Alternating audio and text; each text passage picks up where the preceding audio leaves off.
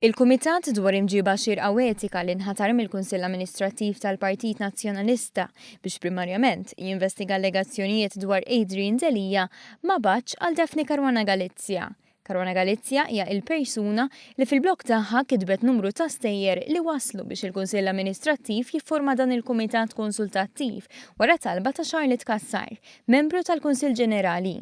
Iżda il-Kumitat, immexxi mill-eks Ministru Galea, ma ħassx li għandu jibatalija biex tispjega u tressa il-provi dwar dak allegat minna. Minflok, il-Kumitat bad biss għal 6 persuni. Dawn kienu il-Segretarju Ġenerali tal-Partit Nazzjonalista Rosette Take, il-President tal-Kummissjoni Elettorali l-eks Ministru Borch u l-4 kandidati. Il-fatt li l-Kumitat ma bagħatx għal Caruana Galizia qed inissel kritika interna ġdida fil-Partit Nazzjonalista. Ħafna jgħidu li ma tistax ma sejjaħx lil min wassal għal dak li għaddej minnu il-partit. Għalkemm imkejjen qalu li l-Kumitat ma sejjaħx lil Caruana Galizia għaliex aktarx ma kinitx tikkopera kif għamlet fil-modi fil-qorti u hekk kienet tiddajjef fil-kampanja kontra Adrian Delia.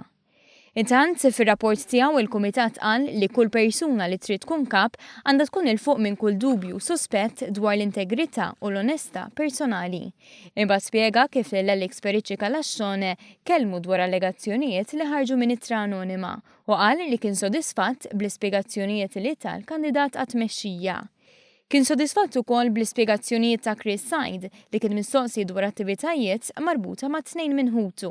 Anki hawn il-Kumitat kien sodisfatt għaliex Said qal li żgur qatt mhu se juża l-pożizzjoni tiegħu biex jivvantaġġjahom. Ma' Frank Portelli tkellmu dwar id-dejn ta' St. Phillips u hawn ukoll kienu sodisfatti. Però Adrian Delia qal il-Kumitat ħalla numru ta' mistoqsijiet. Il-Kumitat innota wkoll kif Delia naqas miljardi tarif kollu lil partit kif obbliga ruħu meta tefa' nomina għal kap.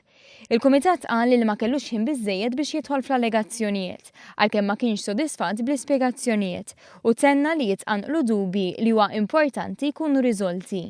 Iktar minn hekk, il-Kumitat ċanfar ukoll lill-Partit u lill-Kummissjoni li ma sarux l-aċċertamenti meħtieġa meta ntefgħu in-nomini.